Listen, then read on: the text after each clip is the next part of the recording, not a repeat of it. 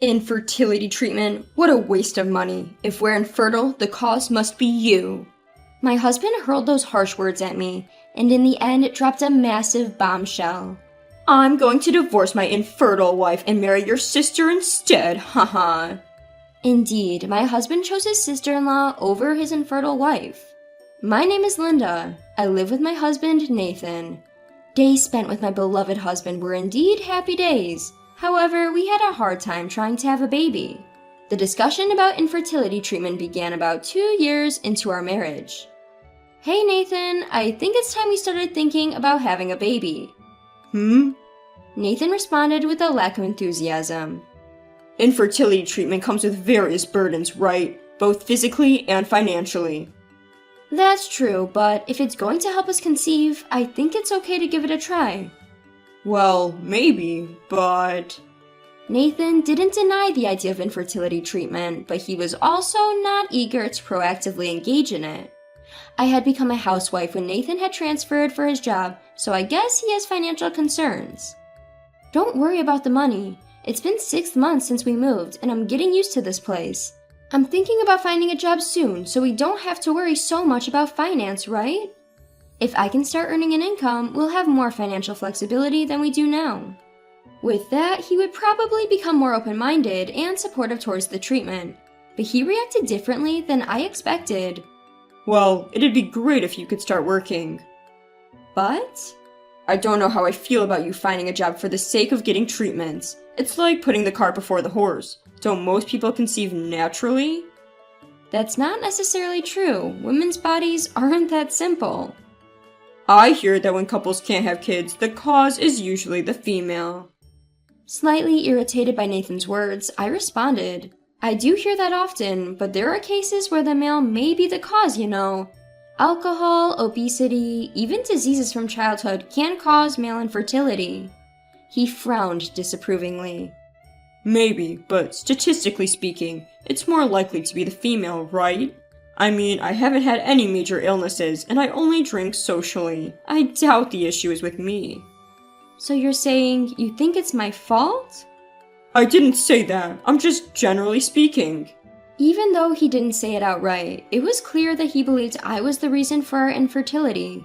But it was true that I couldn't rule out the possibility that there might be factors on my side, so I went to get an infertility test at the hospital.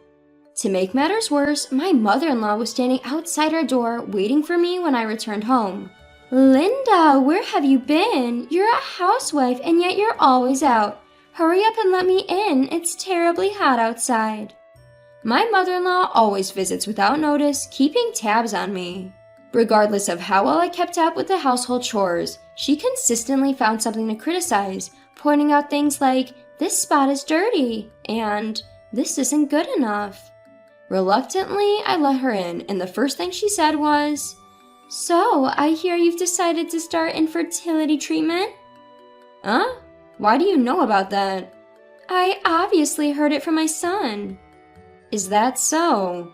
I was planning to wait and assess the situation before bringing up the topic with my husband again, so the fact that he had already talked about it with his mother was a surprise. You see, we let you marry our son for the sake of our family's heir. Yet, 2 years after marriage, you still haven't managed to get pregnant. I don't even know why we approved this marriage in the first place. I apologize for not having been able to bless you with a grandchild yet, but Nathan and I are committed to making every effort to conceive in the near future. Upon hearing my non-confrontational response, my mother-in-law let out a deep sigh. Linda, dear, if trying hard was all it took to get pregnant, no one would have any trouble, right? After all, it's clear that you're the cause of this infertility, so maybe you should consider a divorce or something. What? Divorce? It makes sense, doesn't it? There's no way my son is the cause. Like mother, like son. Not only my husband, but also my mother-in-law doubted that I was the cause. Apparently satisfied with her outburst, my mother-in-law left for the day. Upon my husband's return from work, I relayed the comments made by his mother. See, even Mom says the problem isn't me. If we're infertile, it must be you, Linda. He responded with a smug look while nodding in agreement. There was no point in fighting back. He wouldn't consider the possibility that he might be at fault, Not even for a second. I decided to wait for my infertility test results. I visited the hospital again a few days later, where the doctor told me a surprising fact. So, we didn't find any issues with you. Is that so? But then why? The doctor began awkwardly. Please have a talk with your husband. If you really want a baby, it would be best for him to also get tested. Have my husband get tested? We can't definitively say the cause lies with just one of you. However, pregnancy is something that requires cooperation from both spouses. Just to be sure, I recommend that your husband also get tested. Is that so? I wasn't the cause. While I was relieved at the doctor's words, I wondered how to break the news to my husband. If I tried to be roundabout, it would only make things more complicated. I've got the test results. Let's talk about it tonight. I texted him and decided to wait for him to come home. As I was preparing dinner, my husband returned. Behind my husband, inexplicably, stood my mother-in-law as well. Mother-in-law? Why? I invited her. When I told her that the test results were out, she said she wanted to come. My husband had a look of ease on his face. They appear completely oblivious to the possibility that he might be the cause. Linda, hurry up and tell us the results. Although I can already guess without asking, haha. To my smirking mother-in-law, I responded clearly. There were no issues with me. The doctor suggested Nathan also get tested. Huh? Why me? Faced with the unexpected turn of events, my husband was obviously dissatisfied. What do you mean why? Pregnancy is something a couple has to work on together, isn't it? I had no issues, so now it's your turn to get checked. What's that supposed to mean? Are you saying the problem is with me? That's not what I'm saying. If we both get tested and neither of us is the issue, that's reassuring. If by any chance you are the issue, then we just have to get the proper treatment. As I tried to appease my angry husband, my mother-in-law interrupted. Stop this nonsense. Nathan has always been healthy. There have never been any issues with him. It's impossible for him to be the cause. It seemed as though she hadn't been listening to a word I said, as she stubbornly insisted that her son was not the issue. To convince them both, I showed them the medical report I received from the doctor. Look, I got this today. It clearly shows that they didn't find anything. Yet, both Nathan and my mother-in-law casually glanced over the report, showing little interest in actually reading it thoroughly. Clearly, they were reluctant to accept the reality. Nathan finally blurted out an outrageous statement. Women are the ones who get pregnant, so the problem must be with you. Wait a second, I just showed you the test results. His mother once again interjected, shrugging her shoulders in disbelief. This must be a fake report anyway, right? Going to such extremes just to avoid a divorce. You're truly a frightening woman. What? Why would I do such a thing? Stop saying ridiculous things. Ignoring my protest, the two continued their conversation. Hey Nathan, wouldn't a younger woman be better?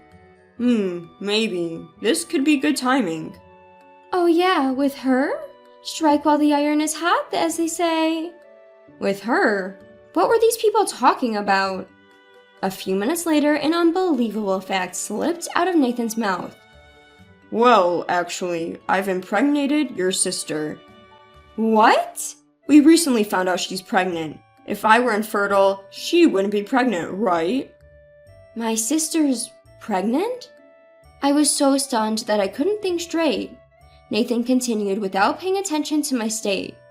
So, here's the thing. I'm thinking of marrying your sister. Mom has been saying she wants a grandchild soon after all. My mind went blank and I felt like collapsing right then and there. An affair with my sister? And she's pregnant and they're going to get married? Wait, Sarah's still in college. And she has a boyfriend. Yeah, but apparently she fell for me. When did this? We've been seeing each other for a while now. Nathan reveals the cruel truth nonchalantly. He was having an affair with my sister while we were discussing our infertility issues? Abandoned by my husband and betrayed even by my own sister. I had no idea any of this was happening while we were discussing our infertility. My mother-in-law further compounded my already speechless state with her insults. Do you understand now? My son is perfectly capable of getting a woman pregnant, so you're the issue. We don't need a wife who can't bear children.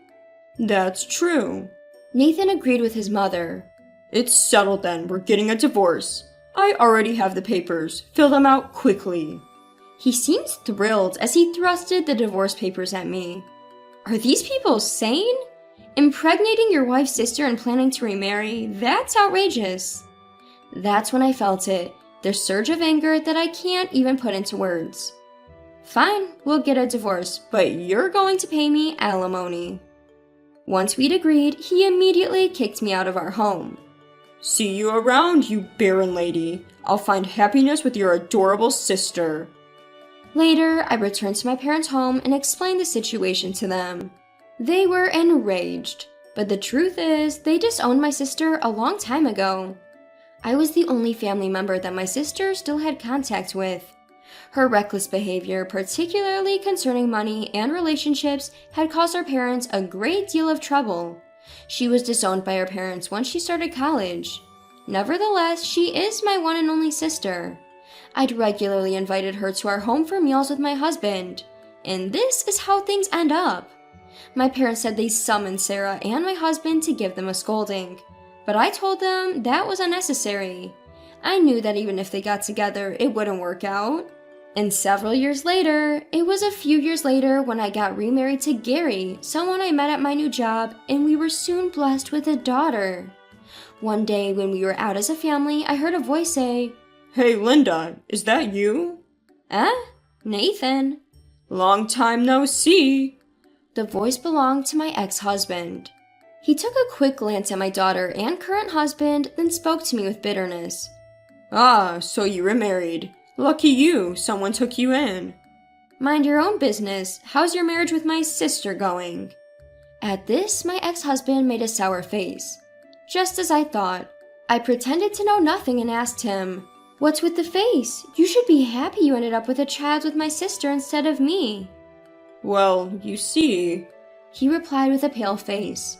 Sarah was really unfaithful. Even after she gave birth, she used my money to cheat on me. Now we're divorced. She even took our child with her after all the baby stuff she made me buy.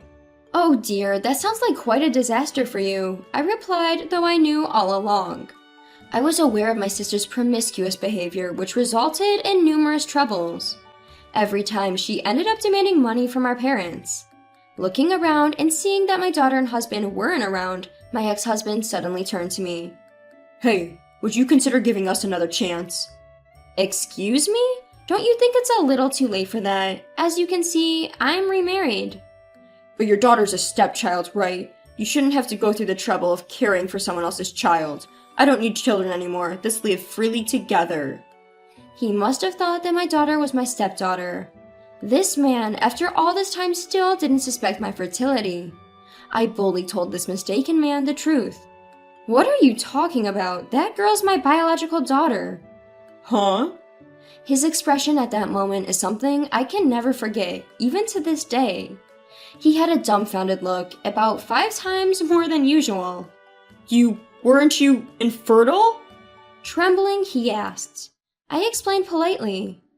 Well, isn't it unfortunate? We conceived our daughter right after I married my husband. But more importantly, I wonder who the actual father of Sarah's child is. I looked at my ex-husband with a wicked smile. His face was pale. Hey, what do you mean by that? Oh, don't worry about it. Just curious, you know? I knew my sister was promiscuous. I also knew the cause of her infertility was you. In other words, you were used by my sister. Used? Yes, she probably didn't care who she was marrying as long as she had a man to raise her child. And you, who misunderstood, fell into my sister's scheme and married her, unknowingly raising another man's child. So, you mean I was deceived into being a surrogate father? He fell to the ground and clung to me, crying inconsolably. Please, you're the only one for me. I was abandoned by Sarah, my child, even my own mother. I'll end up all alone. I don't care. That's the result of your actions, right? It's quite pathetic to be acting this way for someone your age. I looked down and threw those words at him. He slumped his shoulders, completely disheartened. Ever since, despite our conversation, he has kept sending me desperate texts. I was wrong. I want to start over. You're the only one for me. Please come back. I won't cheat anymore. But I blocked all of them without replying. It seems my ex-husband later requested a DNA test for the child. As a result, it was confirmed that the child was not his. To this day, he's in a state of self-isolation at home, not even going to work. Being abandoned by his mother, his only ally, feels like he's getting what he deserves. I, of course, haven't seen my ex-husband since that day. I have a family that is incomparably more precious. I couldn't care less about that man. I want to continue to prioritize my husband, who chose me, and our daughter, who came into our lives, focusing on them as we cherish each day.